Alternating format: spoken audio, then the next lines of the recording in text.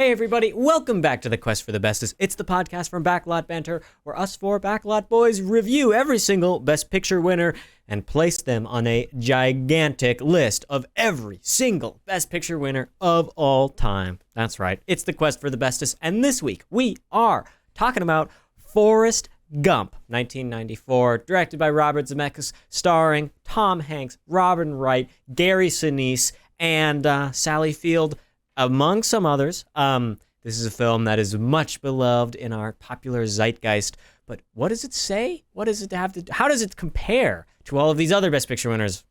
That's what we're going to find out today. But before we do any finding out, I want to remind you, dear viewer, what our discussion ended up with last time. Because last episode, oh boy, we talked about Cimarron from ye olden times of filmmaking. And, well, we did not give it such a good score. We put it at a 4.7, and which means that the film goes at spot number 80 on the list, kind of down there near the bottom. Wow. After today, we'll have 90 films on the list. So 80 out of 90, It's more than 85. You know what? There were some things to talk about the movie, so I recommend you go and check the review out, see what kind of inklings of meaning we can scrape together from this very old film. But enough of Cimarron. I don't really want to think about the movie much more. Let's think about a featured comment. Abram, did you pull one together for this episode? Here's the situation, Timo. Mm-hmm. We have one comment on our recent Quest episode from John Tor saying that he hadn't watched the movie and that he's been watching Buffy the Vampire Slayer. So John Tor, thank you, but that's really not helpful. No. So what I'm going to do instead is use this featured comment slot as a way to plug our other movie work. And I'm going to go to our video called Everyone is Wrong about the Super Mario Brothers movie, the 1993 version. And get this comment here from Vegeta's Hairline, who says the following. Thank you, Vegeta's Hairline. I was a kid when I watched the Mario movie back in 2009. Someone dropped the whole movie on YouTube back when that was commonplace, LMAO, and I remember loving it. It's so weird in all the right ways. Now, the reason I want to shut this out is because if you were watching us on YouTube, you probably, much like a lot of our Quest stragglers, got grabbed by this random review and found us. Well, we do a lot of reviews of contemporary movies. Now, this Mario movie from 1993 is not contemporary. Example, but a fun example. A fun example. We review all kinds of stuff, and if you're here on YouTube, you're probably not subscribed because 85% of you watch our videos but don't subscribe. And we're about to sit here for probably an hour and 15 minutes and talk to you about Forrest Gump. If that's not worth a subscription, I don't know what is. Yeah. Oh, God. That's true. Very true, Abram. And Abram, thank you for bringing that up because it serves as a very strange segue into Forrest Gump. Because can anyone here, except Tucker or I, name the connective tissue between the Super Mario Bros. 1993 and Forrest Gump? There's one person on the crew, technically speaking, that is common between both those films. Ooh, I don't know. I haven't seen Any guesses? seen the Mario movie from the same year that this one is from. It is cinematographer, editor. It is in fact Robert the Zemeckis. Composer Alan Silvestri did the score for both films. Huh. I liked his score in the Mario movie. It was really weird, but I thought it was fun. It's insanely whimsical, that score. Yes.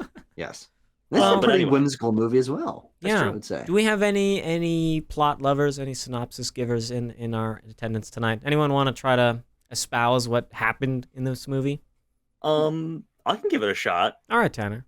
Give it a go. All right. Are you guys familiar with any history textbook, American history textbook that covers the mid to late 20th century? No, delete that from my memory. Oh, okay. Well, just lay that information out in front of you from the years of 1955, basically, to 1983, and just plug in our hero, a lovable oaf of a Southern man, Forrest Gump, and just dot him in through those historical events. Because that's what Forrest Gump does. I feel like I don't need to really explain the plot of this film. I was under the impression that nearly everyone in the world had seen this film, but Abram and Timo, this is your first time watching Forrest Gump and seeing him transpire through events such as the Watergate scandal, the Vietnam War, the countercultural movement of the 1970s, rock and roll, and all that jazz. So, I want to hear from one of you two first. I need to know what your thoughts are. Yeah. Abram, you look very ready. Give it. I just didn't like it that much. Yeah. I found Forrest Gump to be endearing, but ultimately sort of tiresome.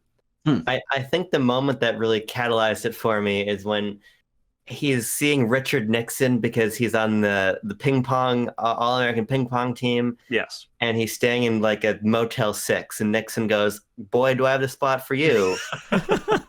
And it cuts to him in the Watergate Hotel, or overlooking. I don't remember if Watergate he's was in like the a Watergate bank or what it Hotel. was. Yeah. Yeah. Now, obviously, it's a joke, and obviously, this is a comedic film. But on a subjective level, I didn't find it that funny. And just sort of as a observer, I found the plot so just meandering. It almost felt like a Marvel movie, but for a boomer. It is Abram, like you. That is my main point. Why you can't take that from Interesting. me? Yeah. Interesting. Yeah. Well, I actually do want to respond directly to that because I had a reaction to that moment as well, which was as soon as Forrest Gump arrives at this hotel, looks out the window, he's like, "You guys might want to take a look down there. You know, there's someone they must have the lights must not be working or something. You might want to send someone to check on them." I laughed so hard and then turned over to Tanner and said, "Forrest Gump might be the funniest character I've ever seen in my entire life." I had not seen this movie since I was 12 or something. And frankly, I'm not sure if I'd seen it all the way through. But I found one of the most interesting films I've ever seen. Not because I love it to death, but because this movie is just so different. It doesn't make any sense. Why would you write something like this? Why is this guy so important? Thematically, I think it's a little bit confused or not very clear. But what it stands for in terms of a vehicle for performance, for comedic beats, for reframing history in I think very compelling ways, for talking about the interplay between different characters and what it stands as sort of in this moment in time, as I definitely want to talk about. I think this is a phenomenal film. I loved it from beginning to end, and I've got another one. Of course, I knew this was going to be a movie that I knew it was a movie that people liked, so it wasn't like, oh, Forrest Gump, this is an underdog. But I now can add it to my other stack of Zemeckis films that I like, and just like, boom, he's just one of the greats. I will say that my assessment, yes, I do think it is like some sort of Marvel cultural just like a reference movie for boomers. But I also agree with Tucker that it is pretty funny, and I was laughing at a lot of moments. And I do think that this Forrest Gump character he's a funny dude, and he always has a way of saying, he says like the right thing in the totally wrong way, like every single time. He says the overly right thing. Yeah, he's like exactly like with the drill sergeant. I laughed. So funny. Oh my god, Forrest Gump, you are a genius. That is one of the most perfect answers I've ever heard in my entire life. I would recommend you to be a sergeant right now, Forrest Gump. Oh my god. It's like, so that uses our character, our central characteristic of our central character to get lots of comedy in many, many points throughout the film. But I did kind of find its plot to be meandering, and as soon as I got what was going on, I was like, okay, all right. Oh wow, he's in Vietnam. Okay, now we're going to the next historical moment, and Forrest Gump has the TV on every single time an important political figure is assassinated, but he never notices, or it doesn't occur to him what's really going on. So I feel like the film is portraying a very indicative of the 90s and this very pro-America, rah-rah American stance. There's a number of shots where it's like the Statue of Liberty, there's fireworks exploding behind it, and the characters are commenting on how great they feel and how it's a very warm and nice moment in the film. And so I definitely read not propaganda out of the movie, but an extremely strong pro-America sentiment that I think is very in line with the cultural milieu of the early 1990s, of everything that had built up to it at this point. It's a very optimistic time in American history, and I can kind of read that out of this film. Gump is a film that I've seen probably 5 or 6 times throughout my entire life. in its entirety, and then maybe adding onto that in bits and pieces on television. But I hadn't seen it probably since sophomore year of high school, so I'd never given it a critical eye. But what I did know about it is that there were people who were turning on it in largely the same fashion that it seems that we are. And I understand that now. I think that Forrest Gump, if nothing else, is a insanely fascinating film. Yeah. If only because I don't know if Robert Zemeckis knew what he was making when he was making Forrest Gump. I don't think, like, what is Forrest Gump? Is it like this dark satirical mirror of the late 20th century and the cultural upheavals of that time? Is it, a Marvel movie for boomers to look back at this period in history and be like, look at all this crazy stuff we lived through, look at all the great music, look at all the great culture, and we did it all, baby. The needle drops in this movie. Holy hell, they must have spent a huge amount of money on licensing. Yeah. Is it like this? Is it this insanely sentimental piece that drills you into the heart of Forrest and Jenny, these two people who are sort of kindred spirits through this tumultuous period in American history? Is it all of these things in one big mixing pot, and it can't really make up its mind about which one it is at a given time? I don't know, but I am certainly happy to be talking about it here today. Why not we begin with our central character, Mr. Gump, Tom Hanks. What did you think of the performance or the character, the development? Let's start with our leading man. How about? I thought you were trying to refer to one of us as the leading man in this episode. We're an ensemble cast, Timo. No, Tom Hanks in this role is interesting to me because he of course did win Best Actor for this role. I'll go over the full list of wins and noms later, but he did win Best Actor for this, which is interesting to me because this isn't like a character study by any means.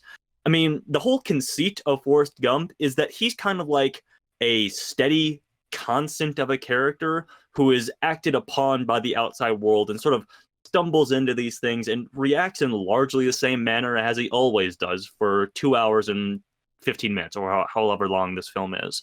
But obviously, I would be remiss to say if Tom Hanks wasn't extremely endearing in this role. I mean, he embodies one of the classic American film characters of all time, and there's a reason for that. He is just pitch perfect in this role. He embodies it. Tom Hanks is Forrest Gump. Forrest Gump is Tom Hanks. That's the beginning and ending of it. And I think he's really great in this role. That no ifs, ands, or buts about it. Yeah. I think that, and this is not necessarily a controversial opinion, but he's the reason this movie works because he embodies the character so fully. And I think the mark of a great character writing-wise and combined with great performance-wise is when you feel that you're in the headspace of a character and that you understand their every thought and move and you know their tics and you know their history. And that's what this entire movie is focused on. You are in the mind of Forrest Gump as he's describing his own past. And one of, I think, the great creative choices of this film to frame it through him telling his stories to other people. It's a film about connection, about communication, and the narration is in-world truth because he's telling these stories to the people sitting that are just passersby, that are just listening into an interesting life. And the way that Tom Hanks gives Forrest Gump a unique set of mannerisms, a unique way of speaking that's kind of Southern, but a little bit slower, that mixes in inspirations from other places. He is one of the most compelling characters I've ever seen because he doesn't change, because the writing is all around him, and he is a force, but not an intentional force. And I think that's really fascinating. And that could easily be like a bull in a china shop, kind of awkward. I don't really like this guy because he's impacting all these things. But Tom Hanks' performance endears you so much to him, and you recognize that he is probably the most caring human being that has ever lived on this entire planet, that you can't help but, I think, can't help but root for him and want him to be with Jenny and live the life that he's dreaming of and chase each subsequent path that he's going down because he's so passionate about it. And again, he's the reason why this film works so much for me, combined with the fracturing, weird plot that we have going on. Yeah, I wanna jump off of what Tucker said about the frame narrative, because I think we're so quickly introduced to a situation that illustrates who Forrest Gump is as a character. Yeah. He is the sort of man that sits down at the bus stop and sees somebody next to him and immediately just starts talking and explaining and sharing his life. And so to that end, I think the script does a lot of the work to make the character Forrest Gump compelling. What Tom Hanks adds to the page is this sort of feeling of earnestness, and I think it's like a metered earnestness, because obviously there's a big wall between Forrest and like empathy and traditional expression of emotion, but Tom Hanks, just like in his eyes and in his face, you can see that in his earnest way he understands or empathizes on a different level, or there's something going on there that only Forrest understands, only the audience comes to learn through his very sort of at times melancholic narration of thinking about Jenny as he's running, or reflecting on the beauty of the sunset and the sunrise over the desert or whatever. Um, and he's so good at keeping all of that contained until it's time to release emotion. And so when we see this kind of fury bubble up in him when he goes to beat up somebody on behalf of Jenny, or when he has this overwhelming like moment of fear when he sees his son and wonders, is his son like me? The fact that Tom Hanks is able to call up these emotions and bottle them back up so quickly makes the performance really effective, to Tucker's point about keeping this constant sense of earnestness that is just broken at just the right moment. And so I like the performance, but I do think that the script does a lot more for the character. I was kind of debating with myself while I was watching. I was like, how much agency does Forrest really have? Like, how many choices is he making in this script that lead to the plot occurring, or is the plot just happening to him? And I think that in this film, it kind of works as it's just happening to him. He's like a log flowing down a fast moving river. He's kind of like a feather in the wind. No, I think a different metaphor would be more apt in this film. Timo, I can't believe you didn't go. I mean, that's obviously what it's supposed to represent, fading in and out with that. But that is, of course, is the point of this film, is that it is very free flowing, and I think that is what, for me, makes Forrest such a unique and compelling character. Is that I'm thinking through each of the choices that he makes, and I don't really think that he makes any of the choices. Like, he goes to college because he's playing football, but he didn't play football on purpose. No. He played football because someone saw him run real fast through a field on accident, and he went to the war because someone had an invitation, and he got the boat because Bubba told him that we should get a boat. The choice that he does make, though, is in Vietnam, he does make the active choice to save everyone in his platoon, because Forrest Gump at his heart is an intrinsically good guy. Like, that's his whole thing. He has that on-brand Southern earnestness about him, and that he can do no wrong. Forrest is not a flawed character, in much a different way than a lot of our characters that we've talked about in this series. He is, to my mind, the only like pure protagonist that we have in terms of morality and action. Yeah, I mean, some of the conflict comes from like a misunderstanding, but it doesn't come from him being wrong about a situation. Like, I don't think there's ever a moment where some character's trying to convince him to do something otherwise. Unlike, when the football stadium is like, "Run, Forrest! Stop, Forrest!" Such a good joke. Oh my god! And this film is packed with a lot of good jokes, and obviously, Tom Hanks is a storied comedic actor now, and obviously, in his presence in that as like the ultimate straight man, essentially, comedically is important. He's not a straight man. He's not a straight man. Okay, very good, Tucker. Here's something that I am kind of thinking about. I've been mulling this in my head. Forrest Gump, to me, as a film and as a character, seems as kind of like a reinvention of an American folk hero. We have a folk hero that is being crafted through and being formed through the formative moments of late 20th century American history. And we are supposed to read him as a like a superhuman, a super real character that like is America in some sort of way.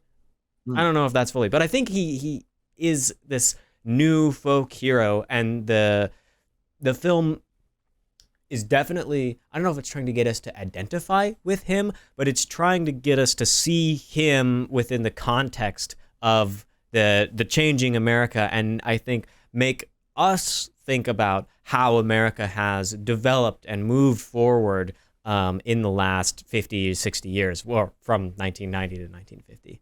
For that reason, very interesting to be watching this directly after Cimarron, where Yancey Cravat is also essentially that character, except for 30 years prior. You mean 30 to like 60 30 years. Yeah, 30 to 60 years prior. Mm-hmm. It's exciting to me that you bring this up, Timo, because now we're really getting into what I think about the movie Forrest Gump. Fine. Because when I was praising the script before, I want to be more precise. I was really praising the character writing for Forrest. To me, that's where the script is quite interesting. Otherwise, I think that the film is largely just this sort of platitude about like the American ideal. Forrest Gump, for as much as he might seem like this mythic hero, and I made sort of a facetious Letterboxd review to this effect, of really what Forrest Gump is he's that American boy who overcame his adversity and loves God and loves the military and loves football, and he's going across the South, and he's got a big ranch and he owns a lot of land, and he's here. Ranch that has been in his family for generations, since his great-great-grandfather founded the Ku Klux Klan or whatever. Yeah. And there's a reverence for his name. Obviously, it's kind of played as a joke, but then his son is also named after the grandfather of the Ku Klux Klan, and there's just all of this, like, to your point, Timo, like what has now become just like modern American conservatism, I think just entirely wrapped up in this character of Forrest Gump. To the point where, like, when he even might potentially be saying something critical about the war in Vietnam, his microphone gets unplugged. Would you like to know what he actually said? According to Tom Hanks? Okay. Because that moment in the film, you're right, Abram, as presented in the film by Zemeckis and in Eric Roth, I think. Yeah. Eric Roth, yes, the writer of this film. Not Tim Roth. Or Eli Roth, which is why I was getting tripped up. But as presented in the film is like the moment where Forrest Gump actually gets to speak his mind about a political issue. And is silenced effectively. But I do have what Tom Hanks says. He actually says in that moment. Apparently, when the mic is unplugged, he says, sometimes when people go to Vietnam, they go home to their mamas without any legs. Sometimes they don't go home at all. That's a bad thing. That's all I have to say about that. He seems to be talking for significantly longer than that. That's what Tom Hanks says. Forrest says. It's most accurate description you also got to remember, I said it a lot faster than Forrest would have been saying. That's a great point. and that is fair, Tanner, but also reminds me of a film of similar repute, Star Wars: The Rise of Skywalker. Of course. Me too. In which that's not true. Man, fucking right. In which, after the film came out, we had Rian Johnson and John Boyega and basically anybody associated with the film, like, retroactively explaining what was happening in the film and what characters were saying when they weren't saying them. Basically, what I'm just trying to illustrate is I think this film, and this just speaks more to my bias about what I'm looking for, not looking for in my films, but to me, it really is just this big bundle of American individualism and hallmarks of being a good American boy, and the evil woman who ran away to be a hippie freeloader. Please, Abram, she is simply misguided. She must come back to the common American values. She must return to our traditional value system. Our plantation in the South. What she needed was a strong, affluent white gentleman to come and domesticate her, so she stopped going out and living her life, which is comprised only of domestic abuse and drugs and homelessness. Yes. And countercultural war protesting. Don't forget the countercultural war protesting and the lewd appearances. The lewd appearances on stage. Tanner, thank you for reminding me of these other sinful propagations. Yeah. I really feel like it's a Ben Shapiro video at a certain point when I'm watching. This is Forrest why Gump. I find Forrest Gump to be a fascinating film, and why I ask myself, and the question I posed here: did Robert Zemeckis know what he was doing when he was making this? Here's what what it doesn't I matter think, if he knew what he was doing. it doesn't really matter. I think that while today we're reading all these not so great elements out of the film, I think that like during the time that it came out, a lot of these cultural values we're in the time, we're like end of H.W. Bush president, and then Clinton, we're 2 right years after. into Clinton, And Clinton is like a moderate Democrat. He's like sort of progressive, but sort of not. And like the first black president. That's a lot of that's not a lot of people called him that. I don't know. I just threw it out there because that is apparently a nickname for him at the time. Well, Great to nickname. me, I think that Call our Biden that. yeah, that's worse, Tucker. Like our current political situation and the ways that we see political tendencies represented in America have changed significantly, I feel like. And so while the film might not have intended to be read like this back in the day, and a lot of people would have probably not noticed some of the elements that we're talking about, I think today, what you're saying, I am thinking about Jenny's character, and she chooses to return. She has agency in going back to Forrest, I would say. But I do think that the want of the film is to have her come back, and like the tendency is that she needs the sort of taming influence in order to live a nice life. And I don't know. The AIDS part at the end where she has AIDS is like apparently it's not supposed to be AIDS in the sequel book to bro, how is it not Forrest supposed Gump. to be AIDS? It is an unknown and it's uncared. hepatitis C. Hepatitis C is what it's supposed to be. Not much different. Dude, Yeah. come on. You can't the lines in the movie and the context of when it is set is so it is Yes. How are you not supposed to read that as AIDS?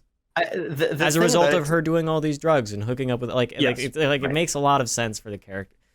The thing about it, Timo, is you do make the right assessment. Still an in STD that- though, so Right. it's not like this is like a worse STD to represent the time. I guess it is, but No. like No. I don't know. You make the good point in that we're reading a Hasanabe watching liberal arts college attending 2023 guys reading a Forrest Gump. It is not too far off from the conversation I was having with Tanner recently about Fight Club, Mhm. in which I found the motivations of Tyler Durden weird because he's like an anti-government anarchist, whereas all of like the manosphere people of our current time are hyper-capitalist, big, conservative people.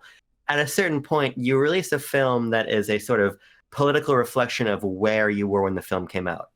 And when you inherently, when you revisit that almost 30 years later, the political connotations of what's happening in the narrative will be different. But also, I'm also here to reevaluate Forrest Gump in a sense. Yeah. So there's an interesting line to walk there, I think. I have something to say, but Tucker, you go ahead. Sorry. Oh, thank you. Yeah. What's interesting about all of this is you're right. These themes, these concepts that are in there that I think you can read out of the subtext of the film are absolutely something that is valid to shape the thoughts of a viewer watching it today. It's like, I took some English and film classes. I know where to pinpoint like character agency and theme, and I do that too with the films that I watch, but I didn't do it when I was watching Forrest Gump, which is why I am pleased that you guys were able to explain those things to me, but why they didn't impact my viewing when I was watching it last night. And I think maybe because I was set more in the context of this film presenting itself as a recapturing of history rather than politics, because I do think that it plays an interesting field in terms of presenting a war hero from the Vietnam War, but also showing the countercultural side of the war, presenting different eras of politics all through the same comedic lens of he's meeting each of these presidents that represent different values. It's all across a huge span of history, across the world, across politics. And for me, that's just more like these things happened, and Forrest Gump being involved in them. And I'm not coming up with this on my own. I have to give the credit where it's due to Gene Siskel and Roger Ebert, who I watched their review their video, Why Gump Now or something like that. Whatever. It's some video. I'll link it in the description. But in which they said they were trying to figure out why people loved Forrest Gump so much, because we started this discussion talking about this is one of the great American films. It's on the AFI Top 100. It's got high scores across the board. And because I hadn't seen it, I didn't have like that personal context for it. But I do think that for the time that it represents, what they were talking about is that it was hard to process so much history happening at once. And when you were living in this time and living through it and having all these things happen to you and feeling like you're being thrown back and forth by war and by politics and by assassinations and all sorts of crazy stuff, Forrest Gump representing the idea that you can come out of this a better person, and through turmoil, you can still be striving for good and for caring for others. That is exactly what the American population wanted at that time. It's like, okay, these things happened to us. And looking back on them, it was terrible, and people died and crazy things happened. But throughout all of that, we can process this history to a positive light. And I think that is the intention of Forrest Gump. Robert Zemeckis making this film, talking about history, presenting it through the lens of this really caring, genuine guy. That is the American representation of the people that were affected by this. And I think that they're on to something, Roger and Ebert, when they're saying that, as they're reviewing it in the time or talking about it in the time. But even looking back, that is what weighs more heavily in my mind as representation of its time and as why it became so popular, rather than the 2023 brain looking back of white male saves everyone and does everything everywhere all at once. That's not my reading of it, even though I think both are contextually valid. Here's what I'll say about that. Because that's all I have to say about that. Yeah, there you go. And here's what I will say about that. Because sure, yeah, I do think that that's an interesting reading from Siskel and Ebert, that it's like helping boomers. Siskel, Ebert, and Hazel, by the way. Yeah, excuse me, Siskel, Ebert, Hazel. Helping boomers process these 30 years of history that they went through and how it was a culturally tumultuous time. At the same time, however, I think you do have to be a bit more critical than that. Because if we are saying that Forrest Gump is a model for how we should have acted and how we can come out of these times, being a morally righteous person, we have to look at a bit more closely at his character than he cared about people and therefore he's the good guy. Because also, everyone around Forrest dies, basically. I mean, you got Bubba dies, Jenny dies, his mom dies. I'm sure I'm leaving out others. Lieutenant JFK. Dan, every president that he meets dies or gets shot. Yeah. I mean, and then Lieutenant Dan is like the only character who doesn't die. We must but visit of course, his character at some point, because I think he is very important to decoding the film's message on Vietnam. Yes, well, and we can talk about that as I'm about to mention him here, because he, of course, is spurned by his injuries in Vietnam and sort of forgotten by his government, like nearly all the Vietnam veterans were, until, of course, he partners up with Forrest Gump, sort of learns Forrest Gump's way of life, where he just kind of rolls with the punches, converts to Christianity, and gets new legs, titanium legs, like the space shuttle's built out of.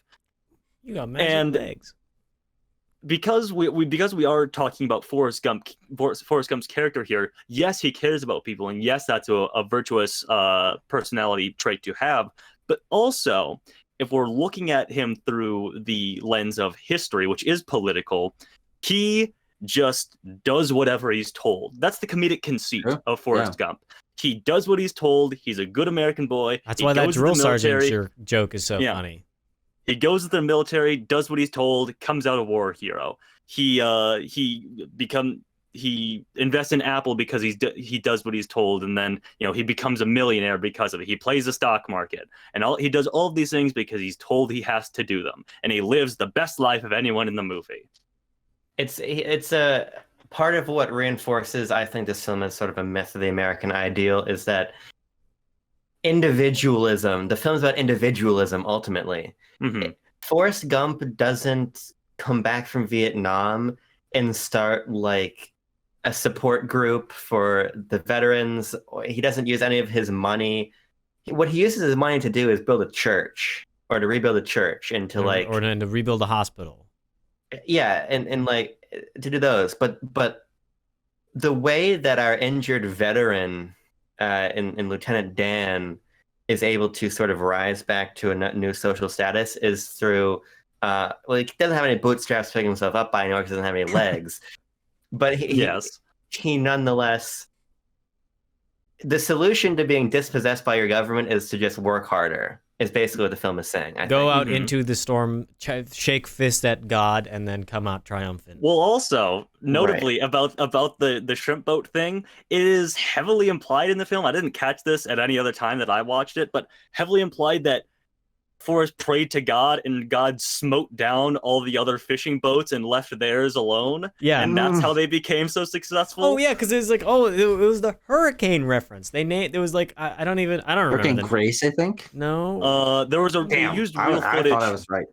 Something like that. Real footage from Hurricane Hugo in 1989. Okay. At that point, I was like, "Oh, of course, that's after the film, but that's the footage that they used for the hurricane. They used like real newsreel footage and stills and stuff like that." Oh, I'm thinking of The Perfect Storm, which I watched last week. I'm sorry. Oops. Yeah. I just think that, to Tanner's point, also there is an inherent politicization of choosing which elements of history to depict, and choosing to visit the Black Panthers for a couple minutes of screen time, and then get kicked out. And they are screaming jerks at Forrest Gump, who kick them out immediately after and take the side of Jenny's abuser instead of Forrest and Jenny.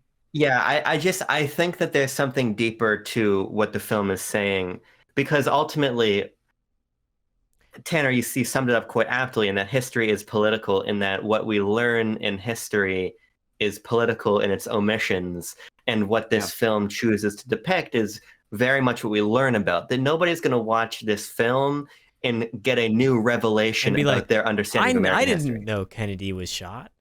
Yeah, well, funny enough, Abram, you mentioned that. When I say I watched it in sophomore year of high school, it was in a social studies class, learning about mid to late 20th century history. And this is the film that embodies that in the modern American mindset.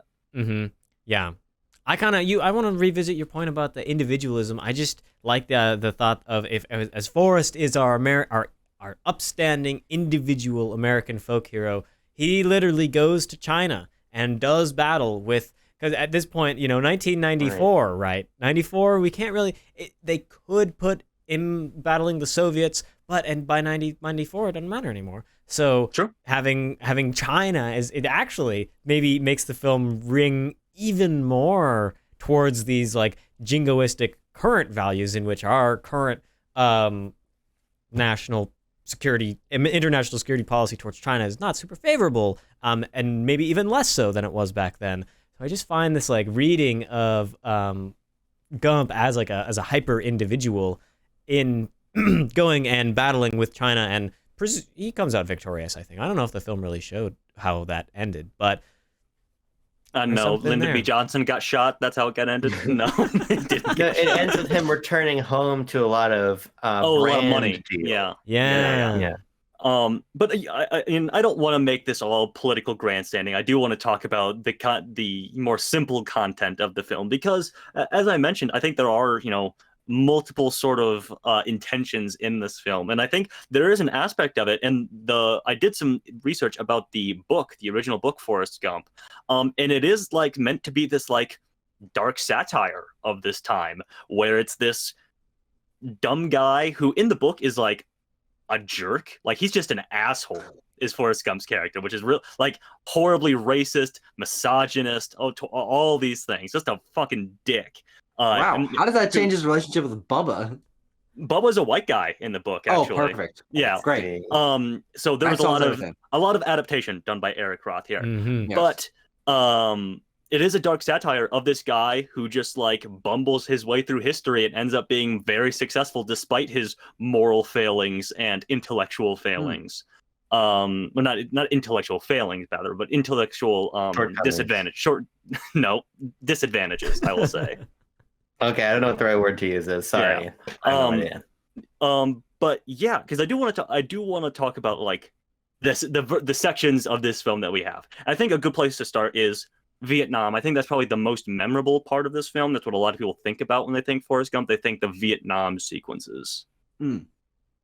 Yeah, I mean, when it opened, the film had put me in a comedic mindset. So it opens and we're playing Fortunate Son, and I just go, oh hell yeah, Vietnam. It's like a Pavlovian response. Like, yep, exactly. Yeah, what's interesting about the Vietnam sequence is you say it's the most memorable, but for me, I completely disagree because to me it feels the most standard. I've seen a number of Vietnam War films, and this does almost everything that any war film does of sending them through boot camp. They're training, they're not used to things, and they're sort of jaded, and they're in the forest, and then there's napalm, and then they gotta save the guys, and then it's over. And so for me, while I like the interactions that Forrest and Bubba have, I think that their dynamic is phenomenal. And being introduced to Lieutenant Dan, who's a character that I find really interesting, I like those elements and the way that it plays into the culture of the time, having him be a war hero and playing up that he is a really good guy and going and saving people. I don't find that sequence to be particularly memorable because it is the one that I think reframes history the least. And to me, that is what makes Forrest Gump as a story, as a film, the most compelling, is seeing him placed into these moments that he has this ridiculous influence over literally everyone and everything. But he is another one of the soldiers in that moment. And it's where he's the least individualistic because he's a part of the military machine. And so I don't know. I don't like that part of the film as much as I do the rest of it. I'm not saying that like I think it's the most memorable, but like when I think, I guess technically I do, because when I think Forrest Gump, I think like, oh yeah, that's what I associate the Fortunate Son Vietnam thing with, is with this film Forrest Gump. Yeah. And I think about, him going to get Bubba and Bubba dying and being introduced to Lieutenant Dan and Lieutenant Dan ice cream, something bit me. All that stuff is in the Vietnam section. Yeah, towards the end of it. Yeah. This again comes back to where I draw my distinction with the praise of the film script between its character writing and basically everything else. Because I think part of why I end up sort of fixating on trying to determine the film's position politically is because I don't think that on a plot level it's actually even that interesting, because Forrest Gump, and I think Vietnam is one of the most extreme examples of it, never is really challenged or confronted or forced to change or learn or do anything. Because even in the case of Vietnam, he's basically untouchable. And while he does get shot, he gets shot in the ass to where it seemingly never really bothers him and only serves to sort of like glorify the honor of being wounded in battle for your country. It's $1 million wound, but he never saw a nickel of that money. Yeah, and it's funny. It's a good line, but I think to me that's why the conceit of Forrest Gump remains compelling on the level of conceit, because these historical moments become an opportunity for a joke and basically nothing else. When the reason Vietnam is even elevated a little bit above like Watergate, where it literally is just a joke, is because at least we get the character of Lieutenant Dan. I keep wanting to say Sergeant Dan because I'm a big fan of Pat Cod banter. I like, at least we get a character out of that follows us through the narrative. Otherwise, I think that they're just these really breezy vignettes wherein things happen to Forrest, but nothing that lasts. Yeah. And I just don't find that satisfying on a basic character plot conflict level. Yeah, I should agree with you. But I simply do not. And that is exactly why I think I come out of this film so much higher on it than you guys, is because I find that subversion of traditional storytelling momentum and character momentum to be incredibly compelling. And the idea of a character that is not forced to confront their own identity or their struggles or whatever across a film, I find really interesting. It's something that we talked about quite a bit with Ke Kwan's character in Everything Everywhere All at Once, which is part of the reason why I love that character so much, and part of the reason why I love Forrest so much, is he does feel very distinct as a protagonist, and it makes the film feel very distinct because of that. Yes, you're right. It's mostly vignettes. It's mostly breezy, but I do think that what this film does is leave impact on its periphery. Is each of the characters that are not Forrest are heavily impacted by his actions. The way that his mom reacts to things, the way that Jenny is shaped by him coming in and out of her life, the way that he changes Lieutenant Dan's entire life in multiple ways. I find those to be the impact, but that's still not what compels me most about this film. It is that it's able to have a genuinely compelling and earnest character that I really want to root for and care about. And I could see 10 hours of Forrest Gump and leave with a smile on my face. But is that it is, I think that pacing is what makes this film so compelling to me, is it's very fast, is we're going in and out of sequences, we're cutting back out to the bench, we're putting it back in. And I never feel like there's a moment to breathe, but in a really good way. Like I'm sucked in to this narrative. I'm that person on the bench next to him. I can't wait to hear what antics he gets up to next. And that makes this film so engrossing and endearing and fascinating to me, because I love comedies. I love things that reframe things in interesting ways and put a smile on my face and feel very clever. And Forrest Gump is not particularly clever because it's like historical moment Forrest Gump here, but I still find that incredibly hilarious. And even if the sequences are just setups for punchlines, I think the fact that this movie has such a great balance between lifting you up with a comedic beat at just the right time and then slamming you down with a really heartfelt sequence between him and his mother, or him and Jenny, or whatever it is, or going to war, or someone dying. Like, so many tragic things happen to this, but it still is able to bring you back up with a smile because ostensibly everything is played for a joke. And I really love that. And a film that can balance those tones as masterfully as Robert Zemeckis does here with Forrest Gump is rare. And it's what makes this the ultimate Tom Hanks role, because he's such a great comedic actor, but he's also a great dramatic actor, and he gets to play both of those in this movie. Mm-hmm. Tucker, I must agree that it is. Oh, Timo, actually, go ahead. My mistake. What I was gonna say is that I struggle to slot this movie into like a three act structure, and it doesn't really 20-act structure. It doesn't bother me like a ton that it doesn't fit our stereotypical and normatized film plot outline. And so even though like at times I'm like, oh, okay, well, all right, moving on to the next plot point, like it is sufficiently inventive, and our characters and our dialogue is so good so consistently that I'm still engaged with the film, because I'm like, oh, what kind of wacky thing is Forrest gonna say next, or like how is he gonna get out of this next situation? Like, yeah. Even when the scenes end abruptly, it's because Forrest stopped telling the story, and he's like, that's all I have to say about that. And that's part of his personality and his character traits that makes even the scenes that are like, no, screw you, we're moving on to the next thing, incredibly compelling. He's an honest person, but I would not say he's the most reliable narrator at all times, because he, at many points, he goes, and for no particular reason, I went and did it. And like, no, the editing, Zemeckis' filmmaking is showing us the reason for why he's doing this, but Forrest himself as a character, like, doesn't want to admit it usually. And so sure. I like that's something that I think Zemeckis is particularly good at, is the filmmaking can go just smooth and not really calling a lot of attention to itself, but then in these key moments where it needs to tell you information, it is effectively communicating it through editing and framing, basically. Yeah. And I mean, it's well done. It's hard to do that, and hard to be on, like, straddle the line of like, okay, when are we going to be very subtle and not very flashy with our camera work, and then when are we going to have like a big important shot, or like these cuts that let us know that Forrest is thinking of Jenny in this moment, or something like that. It happens at least a couple times throughout the film. Yeah.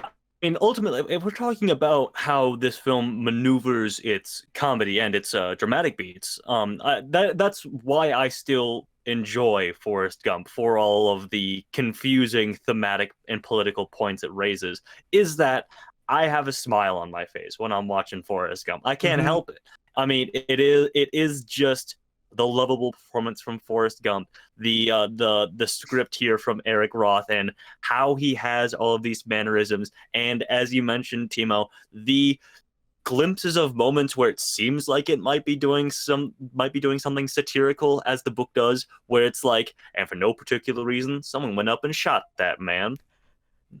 I guess he must have made people so angry funny. or something. So funny. But it doesn't have an answer for any of those like potentially satirical moments. So ultimately, Forrest Gump is a oppressively simple film I think in that sense, because it is just comedic beats essentially and dramatic beats, without really anything deeper to back them up, as we talked about. Because when you try to get into those deeper things, it's questionable, let's muddy. say. Yeah. Unclear. I want to talk a little bit about the relationship between Jenny and Forrest. Okay. Because I get what you guys are saying completely, and that's why I still probably hold just like a vaguely positive opinion on the film overall, because it is compelling. But I think it ends up feeling like you're looking through, to continue my metaphor from the beginning, like your grandparents' scrapbook of things they remember. Because we're going to these vignettes, but when you look back at photos, you're really taking photos of like the personal strife you had. You're looking back with this sort of rosy, nostalgic, here's what happened. And even in the darker moments of the narrative, we never really sit with them. To your point, Tucker, we're always moving along. And I think the relationship with Jenny is a really interesting example of why, on like an entertainment level, it works, because we're always skipping beat to beat. But when I want something a little bit more out of the characters, or a little bit more meaning from the narrative, it ends up leaving me wanting, because I think that the relationship between Jenny and Forrest is so complicated and imbalanced in terms of in terms of basically every facet of these two people. They live such different lives, and in various respects they hold such immense power over each other. But it's never really explored. We just see these moments that leave me wanting to understand them more, because they are the through line throughout the narrative. Yeah. Ultimately, if I had to classify Forrest Gump in any way, I would say this is a romance. IMDb lists it as drama and then romance. Okay. But we find out that Forrest has been writing letters every day to Vietnam, and then he gets a whole stack back. None of them even reach Jenny. But that doesn't go anywhere. He just, here's a stack of letters, next moment. There's the weird sexual encounter they have that ends up being a funny pull away to the roommate on the other bed. Yes. But that's where that ends. There's this whole thing about them having a child together that ends up just getting taken for granted. I think my bigger issue here is I end up caring about Jenny and I care about Forrest, but it's like the narrative doesn't even really want me to care, because I can't get in and figure out their relationship with them. Because I don't think that this is a clean-cut, just girl next door love story. It's so much more than that. And she's so much more flawed, and there's all this gross stuff in her history, and she can't open up to him. But then she dies off screen, and they have a couple saccharine moments together, but it's all so photo booky. It's, here's a memory of Jenny, and then we just move. And I wish, for a film that's 2.5 hours long, I wish we could dig that hook in and just sit with something a little bit longer, I guess. Yeah, I mean, I don't really feel like we see what makes the relationship tick, besides them knowing each other for a long time. Well, I think that it's the bond that they had as children that carries forth through their whole life, and the fact that from that level, and the fact that they were such good friends as children, and neither of them have had any sustained relationships for the rest of their life, they feel kindred connection to one another. Like, no one else has ever understood Forrest like Jenny does, and no one else has ever understood Jenny like Forrest does, and felt that genuine connection for each other. And I think the reason why I still find that romance incredibly compelling, even though it's not my favorite aspect of the film, is because, and the reason I don't take issue with the scrapbooky nature of it, though I think that's an incredibly apt description, is because this film is framed through the mindset of Forrest Gump, a man who does not have the mental intellect to reflect on social dynamics basically at all. Obviously, he doesn't understand. That's a constant throughout the film. But because the film is framed through his stories, I think it would feel incredibly out of place to try to get a scene that really digs into their dynamic on like a sexual level or social level or whatever. This is his memories, how he remembers these things. The film is a photo book. It is presented as such through the lens of a guy who doesn't have the intellectual capability to do genuine reflection on these things, which is why I don't take issue with it. It feels very intentional that these moments are presented as complex and nuanced and darkly have dark histories to all of them. I mean, she was abused as a child and has had terrible relationships throughout her life, and Forrest has these elements too of being bullied and mistreated and all of that. Forrest Gump has, as a person, looks back at them as things that happened, but not things that have deeply, like, richly impacted him emotionally. So looking back on them and not getting that feels completely in tone with the film. I mean, to just respond to that quickly, Tanner. Yeah, go for it. I don't think I agree, because I think the moment when the relationship rings the truest is when the film demonstrates that Forrest does have this depth within him. And I think it's a moment when he brings Jenny her breakfast as she's dying, and he talks about the beauty of the American landscape, because of course he does. But he's expressing it through this prism of experiencing a longing for Jenny, which he openly speaks about, but also a feeling that she was still there. Just because Forrest doesn't necessarily like wax on about the nuances of his emotional state doesn't mean that he doesn't clearly express it. And I'm not really looking for like a marriage story sequence. It's more that like we see that Forrest has the capacity for these emotions, but they're in asides. Yeah. I mean, per his own admission at an earlier point in the film, he may not be a smart man, but he knows what love is. Mm-hmm. Yeah. And even though I more err on the side of, but the romance could have been more fleshed out, I think there are moments where that emotional understanding that Forrest has, because I do think he has it. That's what like makes him such a deeply emotionally compelling character. I just don't think he can explain it. I think he's capable of having it. I just don't think he can explain those feelings that he's having. Sure. But he may not be able to put them in words, because Forrest Gump is not a man of words. He's a man of actions. And one particular action that sticks with me, and I think it's a really, really good moment, is at the end, after Jenny dies, he has her old house bulldozed, flattened to the ground, as he says, because he knows that is like essentially a monument to the roots of her like emotional trauma. Yeah. And so I think that there is a great moment. Of course, it comes unfortunately after Jenny dies, so we don't get that kinship between them. But I think it is still a moment of that relationship that I really enjoy. Perhaps the best moment of their relationship, I would say. But anyway, I don't know if I have some trivia about other historical moments. Yeah, and what about the wins and the noms? Oh, the wins and the noms, of course. Oh my God! Okay, well, I want to go through the historical moments first, because I think, if we have, favorite moments, favorite jokes that we want to talk about, because that's basically how the film is broken up. But let's see. Oh, starting all the way early, Kurt Russell does the voice of Elvis Presley in this film. Sure. That's funny. Yeah. I do love that he gives Elvis his dance, and of course this has a brand new meaning here in 2023 after we've done a Quest episode on 2022's Baz Luhrmann's Elvis, starring Tom Hanks. Jeez, what? That's true. It needs to be said every single time anyone talks about Tom Hanks' role in that movie. Of course. Let's see. I just love that he meets. I love the moment where he talks about how I met the president again, went to the White House again.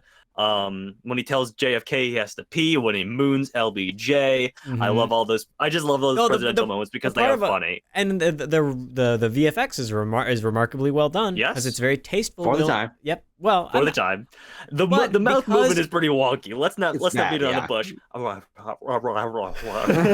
Especially on Nixon. I mean, yeah, Nixon's weird. Could the AI generators these days do much better? I don't really think so. So yeah, good point. And it's only like a shot. We get a shot of the two of Forrest and a president, and then it's Forrest in the White House, but the president isn't there. And then the next time around, it's a shot of Forrest and the president.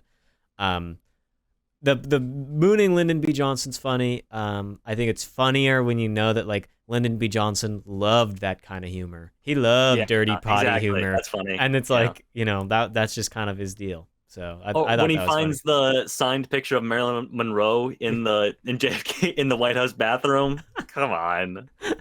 Yeah, my favorite moments come mostly later in the film when I think that the film is like reaching its fastest and also most filled with like messing with you a little bit. Like when he decides to run. Of course, we didn't even talk about the running, so thank you for bringing that up. The running sequence is probably one of my favorite parts of the movie. Yeah, and then he reaches the coast, and you're like, "All right, good. He did it. He did it. This is awesome. Good job, Forrest Gump." He's like, "I'm not done yet. I'm gonna turn around, keep going." Mm-hmm. And then he does that like 4 times. Every time, I think it's funnier than the last. I think the comedic timing, especially of his delivery, is so excellent in those moments. And then the punchline of, I think I'm tired now. I think I'm gonna go home. That is such a ridiculously drawn out punchline that takes like 5 minutes to set up, but it's so satisfying. Well, what are we supposed to do now? Yeah, and he becomes like a Jesus figure. It's in a sort of like Life of Brian. Oh my god. Okay, here's one also part. Bubba. The Bubba listing all the different kinds of shrimp. Oh, and the cut. Cocktail, shrimp burger. That's pretty much it. Yeah, God, so funny. Just I love the moment where it's like, all right, we're in the 70s, we're in New York, it's Lieutenant Dan and Forrest, and the Moonlight Cowboy music starts playing, and they even go and they have Lieutenant Dan slam the hood of the taxi and go, "I'm walking here," and you're like, fuck yeah, because just a direct homage to that scene. Same song, same line. And it must have been right around that part of the movie where I was like, all right, this is the Marvel for boomers. But I was like, okay, but it's referencing Midnight Cowboy. I mean, that's like way better than like a early 2000s Spider-Man reference. I'll be real with you. The most on the nose one for me that like got a vocal reaction from me, because I've seen this film a number of times and didn't get it until now, is when he's on the talk show with John Lennon and they say the lyrics from Imagine. That's my favorite bit in the movie. And John Lennon says, "Well, it's easy if you try, Dick." I'm like, shut the fuck up, Robert Zemeckis. I'm gonna choke you out, goddamn Bobby Z. That's so stupid. I love it. I love that sequence, and it is so emblematic of what that song has become. Like when you think about the COVID Imagine cover, like it's perfect. That's definitely my favorite comedic bit of the film. Well, there's actually one moment that made me like laugh out loud for like a minute straight, is when he finds out that his mom is sick, and then he stands up, turns around, and dives straight into the water. And I thought that was that and the Watergate moment are like my two like hardest laughs in this film. It is so perfectly comedically timed in terms of how he stands up, turns around, like no motion whatsoever, right into the water, and then it's just immediately like on shore. The comedic timing of Forrest Gump, I think, is what sells this film so much to me, is because I think it really knows what to do with setups and payoffs in terms of lots of the historical moments that he's impacting, the lives of people that he's meeting, the world-changing events that he's influencing. All of these moments are played for laughs in the moment, but almost all of them also set up something for later on when he returns home, or he's talking to Jenny again, or runs out of the stadium and then 10 minutes later he's running, and then they turn the thing and it says stop. All of that, I think, makes the film feel very cohesive, even though it's chunked up into scrapbook bits. There is a sense of history and place, and that things domino effect into one another. Even though he is just a feather in the wind, there is like comedic writing wise setups and payoffs that I think are absolutely masterful. One, not a comedy moment, but a thematic moment, because there obviously is this symbolic connection between Jenny and birds. We get introduced to it early on when she and Forrest go to kneel in the cornfield, and she prays to God, "Make me like a bird so I can fly far, far away." It comes back around, and I only remember because it plays probably the greatest rock song of all time, "Freebird" by Lynyrd Skynyrd. It plays the song "Freebird." I'm sorry, officer. when the Freebird solo is playing, the rules of the road do not apply. There are no laws when the Freebird solo is playing. But obviously it's playing and she's like getting up on the balcony to like commit suicide by jumping off the top of a building. That's just like a singular contained thematic moment that I remember and always do, mostly because of Freebird is playing. Anyway, because this movie, trivia, so many classic music drops that you're just like, yeah, this is the song of the decade from 1970s. Okay, I'll try to do a trivia of lightning round here. So, running scenes, since Tucker brought that up. The running scenes were shot in secrecy without the studio's knowledge, largely because this is a thing throughout the trivia, but the studio wanted to make this on like $10 million or something insane that was like way too small for this movie. So, and Robert Zemeckis just had to continually be like, no, what about this sequence? And they're like, we don't want to give you the money for that. And so he like kind of did it, and they're like, okay, here's the money for it. Anyway, those sequences were shot in secrecy, and Tom Hanks's younger brother Jim Hanks doubled for him in many of them. According to Jim, quote, Tom had other doubles, but they couldn't do the run. That's a stupid Hanks thing. The studio eventually found out, but when they saw the raw footage, they relented. Out of the only scene at Monument Valley was missing because they did run out of money for it, and since the studio refused to pay for it, Tom Hanks and Robert Zemeckis paid for it themselves. Wow. Yes. Let's see. Oh, quick neat thing about the trivia, or about the ping pong sequences. When Forrest learns to play ping pong, obviously he gets told never take your eye off the ball. And every ping pong playing sequence after that, Tom Hanks does not blink. Huh. Ooh. Nice detail. Nice, yeah. Now I do have some. A quick thing. They used like 1,500 extras for the Washington D.C. Scene, and then like digitally copied them and had the extras like move around between takes so they could vary it each time in each of the takes. So yeah, nice little production notes there. I figured they used some early CGI and VFX for this. Absolutely. For the most part, the feather pretty well. The feather, yeah. The feather's not real. But the feather's also not. I skimmed past this because I didn't find it instantly interesting. But apparently, it's not all CGI. It's somehow practical sometimes, but it's also CGI. But anyway, great special effects. Yeah, Forrest Gump, the book. I have trivia about, and its sequel, Gump and Co. Because it's very interesting. The story behind the adaptation, how they screwed over the author with the sequel in mind. So I'll try to do all of this. Following the success of the film, Winston Groom, the author of the original Forrest Gump novel, wrote a sequel called Gump and Co. in 1995, which referenced the movie as if it had been released in Forrest World. He mentions that the movie was an accurate telling of his life and even meets Tom Hanks. So that's a little background on the novel. Okay. Also, in the original, I mentioned some things about the original novel, but Tucker, because you mentioned it while we were watching the movie, he does become an astronaut in the book. And because they saw the moon landing on TV, and Tucker's like, I wish he went to space. That would have been so good if he had been the first man on the moon. That would have put the 5 stars for me. Okay, so Winston Groom agreed on a deal for the adaptation of this film for a 3% share of the film's net profits. However, he never received the money from this source. Never saw a dime. Exactly. Even though the film turned in more than $350 million in revenue, the studio employed some classic Hollywood accounting and said that it actually never made any money, so they didn't have to pay Winston Groom. But what they did do to appease him after he tried to sue them over that is say, hey, buddy, listen, we'll buy the rights to Gump and Co. and make a sequel out of it, and then you'll get a share of those profits. And of course, as we all know, the sequel Gump and Co., the sequel to the film Forrest Gump, made millions of dollars, right? Yeah, I've seen it many times. Many, many times. Well, actually, no, Timo, that's a dead lie because they never made it. God, Tom Hanks adamantly refused to work in any sequel, but changed his mind after the film Toy Story 2 came out in 1999. After he sort of broke his rule there, he sort of relented, and they started working on the script for a film sequel to Forrest Gump. Eric Roth came back and began trying to adapt Gump and Co.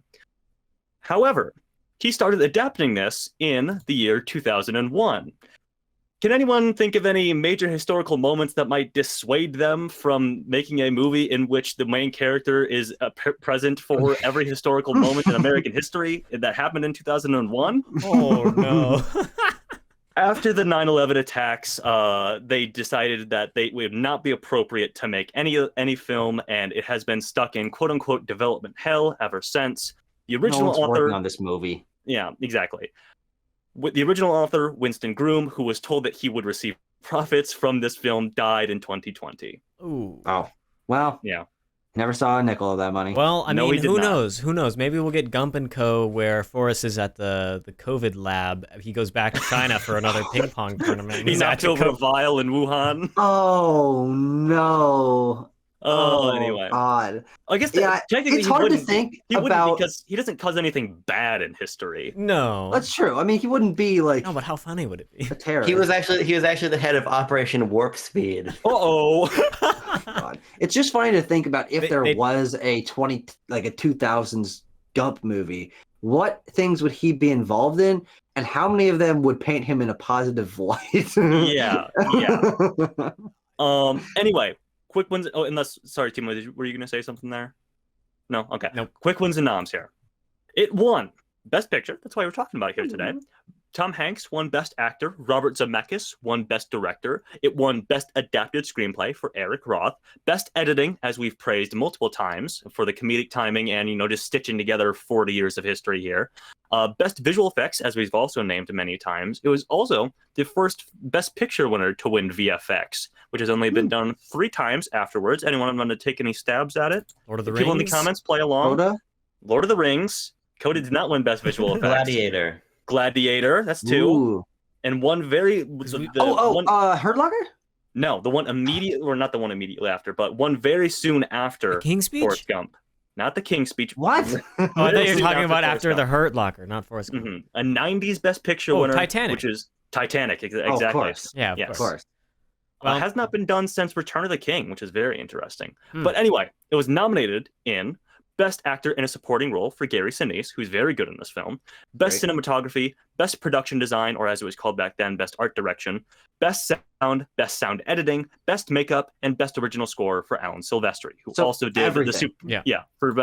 who also did the Super Mario Brothers score the year before. I don't really have like a ton to say about sound because I don't think it adds a ton of the meaning of the movie, but I think it's very well done. And the war sequences have great, the little like Vietnam bullets flying past sound. So I compliment the film on its sound. I thought it had a very good soundtrack all throughout, both music and effects. I think what's so good about the production of this film in terms of its filmmaking qualities, the sound, the cinematography, the editing, all of that, is it toes a really good line between being very noticeable in terms of having songs played certain times, having the editing being very comedically driven, and there being some really great shots of like him playing ping pong with a giant like Chinese stadium in the background. Gigantic Mao I'm a big sucker for the Western America landscapes when he's running through Monument Valley and stuff like that. I'm like, God damn, that's beautiful. Or when he's on any of the coasts, it's all great.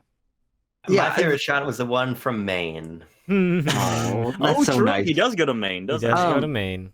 But I also do think that it keeps itself subtle enough to enrapture you in just the performance and the dialogue for the vast majority of it. It's very relatively simple shots, very light camera movement in most sequences, and I think that it's a great example of like high budget filmmaking that is relatively subdued, and I really do respect it for not going balls to the walls crazy with the cinematography, the editing and stuff, because I think that it portrays Forrest as simple as it can, and I think it really works well because of that. Yeah, there's a moment of like camera movement, Tucker. As you mentioned, it's like it doesn't draw a lot of attention to itself, and when there is like a large camera movement, I'm like, whoa, I didn't notice the camera moving until just now. It's when Lieutenant Dan, like he's sleeping in the infirmary in Vietnam, and his hand like comes up from behind and like drags him down. The camera starts up on top of the bed and like swings down here and then goes all the way around the opposite side of the bed, and like we're looking underneath the bed to their conversation. Like cool it's shot. very cool camera movement and stuff like that. So yeah, it's not something you think about when you think about Forrest Gump, but worth a nom, I would say. Yeah, absolutely. Yeah. Should we give this thing a score? Abram, do you want to say anything? You want to punch in a number? My number's already punched. Oh, all right. Yeah. Oh, man. Punch that fucking number, white boy. All right, I punched my number. Okay, thank you, white boy. Yeah. I got mine. Anytime. In 3, 2, 1. And 3 of us are in agreement, and 1 of us is way outside the norm. We gave this film a 7.3, so let's see. We're going to have to do some debating here. But the point breakdown is, starting from the bottom, Abram gave it a 6.2, I gave it a 6.7, Tanner gave it a 6.8, and Tucker gave it a 9.5. So those average to a 7.3. We're going to be looking at the 59th, And the 58th. The 59th and the 58th spot, which is The Last Emperor and The Deer Hunter. So a movie about China and a movie about Vietnam, of which Forrest Gump has both. That's true. Oh my Holy god. shit. So we start with Last Emperor. We do I start go with Last Forrest Emperor. Gump above Last Emperor pretty handily. You haven't seen I Last would- Emperor. No, I wasn't on that episode. Oh. I had a panic. I know I've seen it. I've Oh, seen sorry. Last No, Emperor. yeah, no. The Yeah. joke used to be that it was the line for boring. Yes, Yeah. the boring line. Yeah. My Oh, bad. yeah. I thought it was a line for you hadn't seen To it. be fair, though, to be clear, I have seen The Last Emperor. Yeah. And even though I don't remember a whole lot about it, I think it's more. What does everyone else think? Gump above, easily. Gump without above, Timo? fucking second thought. I'll put Gump above. I think its cultural relevance probably garners it that spot. Yeah. Given that much more people remember much more about Forrest Gump than they do about Bertolucci's 3-hour. Bernardo Bertolucci never made Back to the Future, though I'd love to see him try. He never made What Lies Beneath. That's true. He He did. never made the Tom Hanks movie with the robot that went to Apple TV either. No, Finch? that was mentioned. That was not Zemeckis. Yeah, it was. It shows up on his page. It is him. He He might did be a not direct that producer on movie. it. Oh, well. Oh, wow. Anyway, Point stands. He didn't make it. The Deer Hunter. The Deer Hunter. Well, now No shot. I'm putting Deer Hunter above. Yeah, no Forrest shot. Forrest Gump goes above. I'm gonna put the Deer Hunter above. I do really remember the depiction of Vietnam as being much more harrowing, much closer towards what I imagine reality to be like. Is it?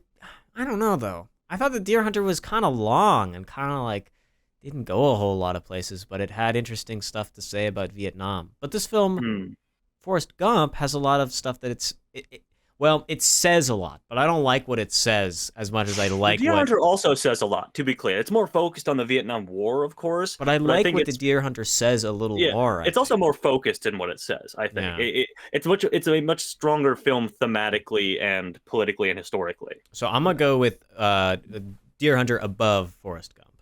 My scores are also close to these films, with Deer Hunter edging it out slightly. But when I think back on Deer Hunter, I'm able to so clearly close my eyes and see those roulette sequences again. I can see that I red think- bandana still.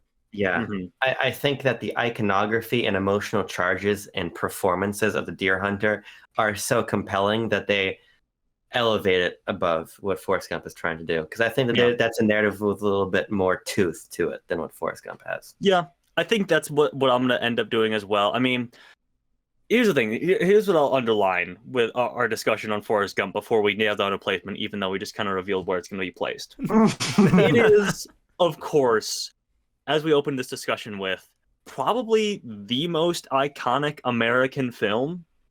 I would say, is that far off base? A I little would say bit, maybe. I say it's in the top 15. Mhm. Yeah. For it's up there. Americans, an American movie of the ages. I mean, course. it is infinitely. Everyone knows these quotes. Everyone knows Tom Hanks as Forrest Gump.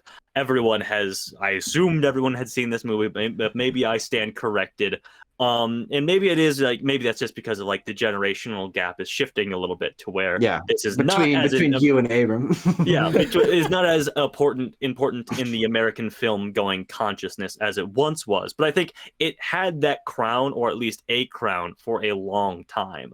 And that must be recognized. It is an insanely important film when we're talking about American filmmaking and American films of the late 20th century going into the 21st century. But I think, it is fair as well to sort of turn a critical eye to it because it is so iconic in the American consciousness. We have to question why that is and why it has the reputation it has. Maybe digging a bit more past, like, we all know the box of chocolates line and why Americans are drawn to its narrative so much. Yeah.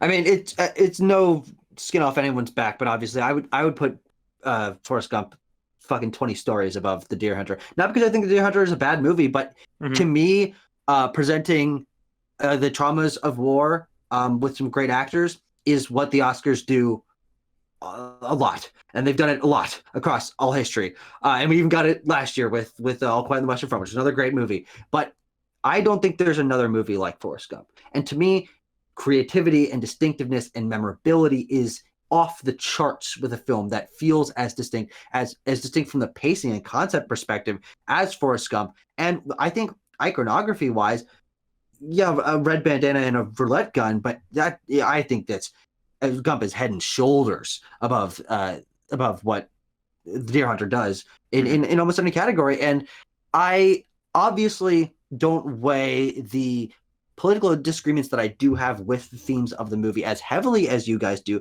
though I think they were obviously the meat of the discussion here, very important to talk about. But I think that as a representation of the populace for the time, this film feels so out of left field as a Best Picture winner. I mean, this is like Endgame winning in 2019, which of course it didn't, but in terms of representing the culture of the time and what everyone was really into and was making a lot of money, that sometimes happens, but Forrest Gump feels a lot more family oriented and geared towards a larger population than almost any of the other movies we have on this list. And to me, that makes it feel like a really important Best Picture winner, a very distinct Best Picture winner, and one that to me redefines what a Best Picture winner can be. And those are the ones that I put up at the top as my favorites. It feels like out of left field. Interesting that the Academy recognized this so highly and connects to me on a very personal level of, film can be something a little more creative, a little more distinct, with a little more juice on its creative bones, which I don't think a lot of Best Picture winners have, but this is definitely one of those. Well, there you go.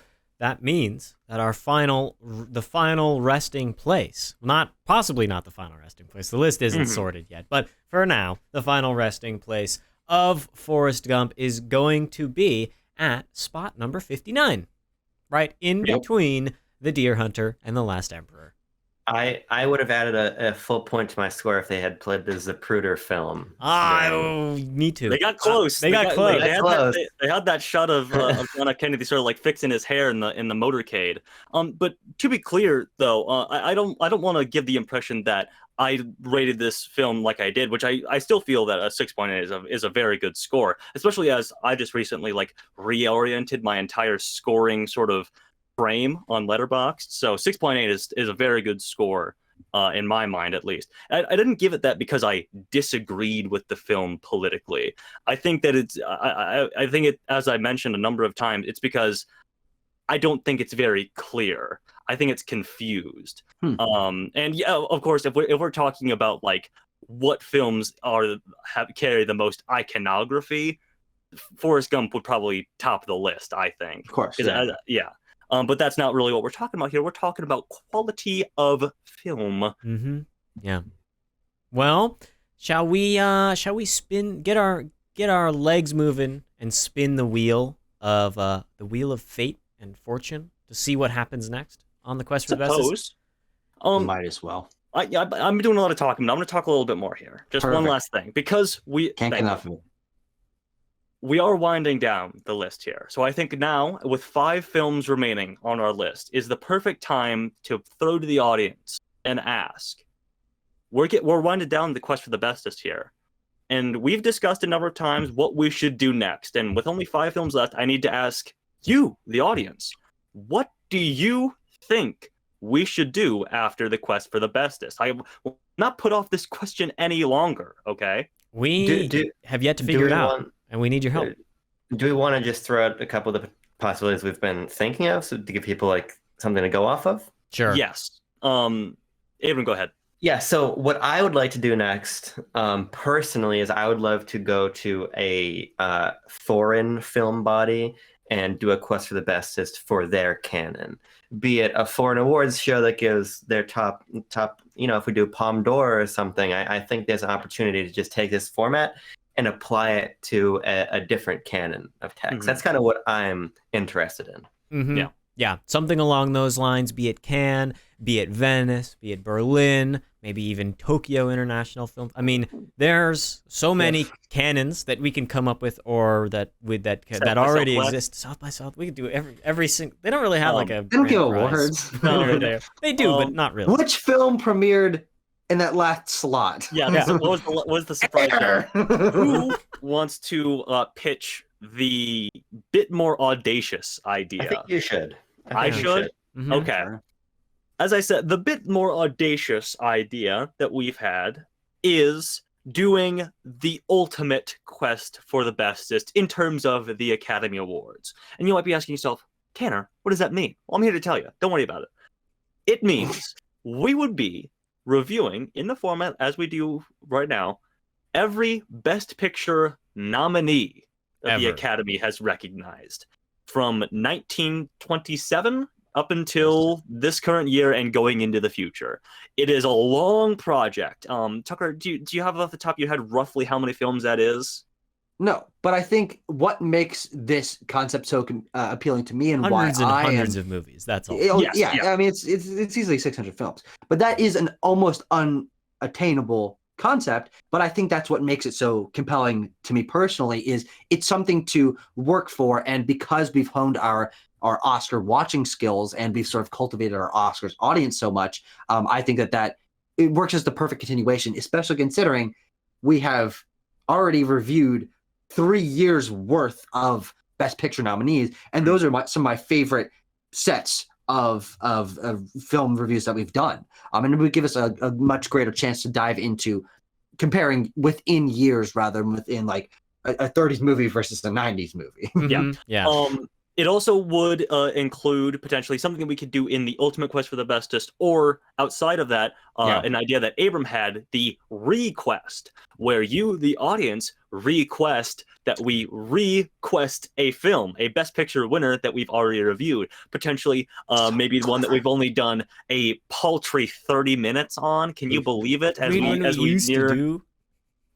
we near probably an hour and a half on 2 hours of Rain Man. 90 minutes. But those are the ideas that we have. We welcome any additional ideas, of course, because we are stopping. We are pea-brained individuals. We are pea-brained individuals, and we are looking for the big brains of the quest-going audience to give us ideas. And especially because John Tor, halfway through this show, fundamentally reworked it, and Absolutely. now we revere him as a deity. Yeah, you to could be all be the the better. next quest deity. Yeah, that's true. I'll say my one ask or requirement, as long as I can keep watching movies and talking about them with the Backlot crew, I mean, I'm going to be happy. So yeah. Let's spin the wheel. Let's spin the wheel. The ball's in your court, audience. We'll be doing one of these at the end of every episode. Hold on, one more caveat. Yes. If this wheel lands on wings, we are re-rolling because for some sort of feeling of self-aggrandizing symbolism, arbitration, we're doing wings last. So if we hit wings, we're re-spinning. Basically. The very first Best Picture winner will be the final episode of the Quest for the Bestest. It seems fitting, does it not, fellas? But Tanner, sing for us, please. Wheel, what's your deal? Give us a movie that makes us squeal. Is it on digital? Is it on real? Wheel, what's your deal? Oh, and we have to re-roll. Okay, I'll sing it again, baby. Here we go. Wheel, what's your deal? Give us a movie that makes us squeal. Is it on digital? Is it on real? Wheel, what's your deal? And it is just barely not a 5. We got a 4. All right. Oh, God. Well, this brings us to the year of 1933, and with a movie that back to Cimarron Land. I associate very heavily with Cimarron, not only because they come from a similar era, but because they have similar posters, actually. And they both start with C. This is a film starring Una O'Connor, Clive Brook, Dinah Wynyard, and directed by Frank Lloyd, who I believe actually also did Frank Lloyd. Mutiny on the Bounty. So we have actually we're familiar with him. This is Cavalcade. Cavalcade. Do Have we read a any? description here? Yes, None of us please. have seen Cavalcade. Don't even Absolutely ask not. it. This is the tagline says the picture of the generation. Oh. Oh wow. Okay. A cavalcade of English life from New Year's Eve 1899 until 1933, seen through the eyes of well-to-do Londoners Jane and Robert Marriott. Amongst events Is this touching their family are the Boer War, the death of Queen Victoria, the sinking of the Titanic, and the Great War. So this is Cavalcade meets Forrest Gump. That's crazy, man. Yeah. Forrest Gump is just the 1950 to 1980 cavalcade. That's nuts. And Ready Player One is the new version, right? Yeah, that's Huh? digital. That's digital Forrest Sure. Gump. Digital Forrest Gump. Well, we shall see how similar these movies really are. We're bouncing around in history, but we're so close to finishing the quest for the bestest, at least in its current form. Remember, let us know what you think about our future plans down in the comments. We haven't really settled anything, so we're open to hear your thoughts. Thank you three for joining me on this nice episode about Forrest Gump. I feel like a very educated man now, having seen this film and discussed it. It's like I went to college for running on the football team. Leave in the comments what you think Forrest Gump majored in, by the way. We need to know. Oh yeah, that the only class we know he canonically took was home ec. Yeah. Yeah. So you've got a lot of writing to do. So we're gonna finish the movie or finish the episode. And well, until next time, stay cool, keep warm, peace. Stay cool, keep warm. Name your child after a Confederate. Are we ready? Oh.